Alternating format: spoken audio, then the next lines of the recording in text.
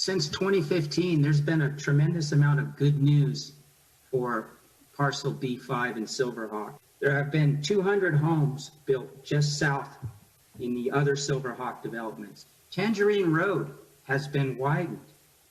On the part of our town, we've made the effort to create the primary employer incentive program, and we also provide a website that markets available properties for free for parcels such as this, just in case somebody's looking from the outside into Oro Valley and they might be curious about this location. Finally, and most importantly, there's been another use which has been added by the C1 zoning code, which is research and development in a parcel such as this.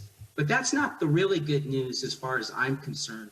For me, the truly good news and the reason why I ran for office is I live in a town that has a general plan.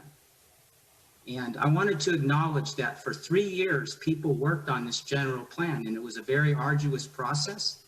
And we're only 3 years into the 10 years of that general plan.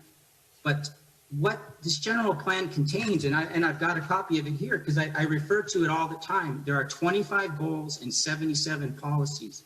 And these were very carefully put together. Not all of those goals or policies are necessarily addressed in this application.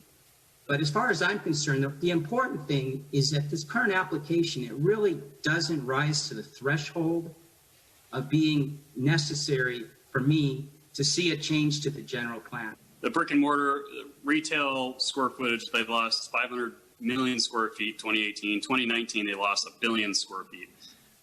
Generally, it's brick and mortar, merchandising, retail, selling products.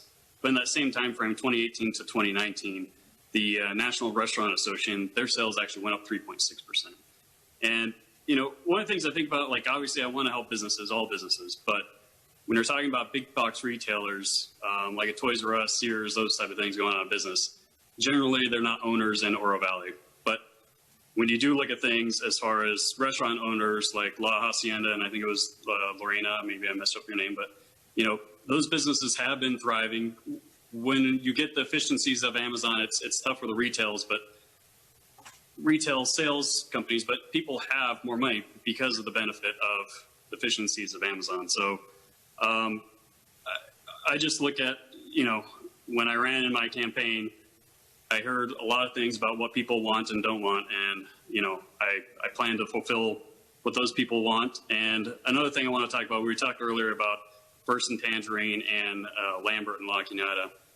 There is also a lot of $1 million homes over by the airport just west of La Cunada, and then there's also Stone Canyon where there's tons of $1 million homes, a lot of discretionary income, and those people are generally going to shop at the first retail center that they get to. And you know, the one at First Tangerine is the closest one, so I think there's a lot of discretionary income that's not included in there. That, you know, the 1-2 mile ring, I can't remember how big it was, but it kind of kicks that out of there.